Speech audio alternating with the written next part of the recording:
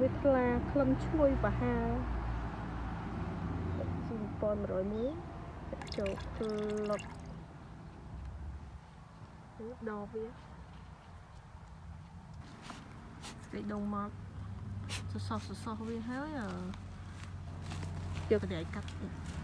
ឲ្យម៉ត់ប៉ុណ្្នឹងទៅបានចាំ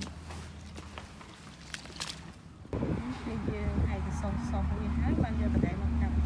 កាត់ហើយបានវាចេញជាដុំពូជចេះចានេះយើងសហើយ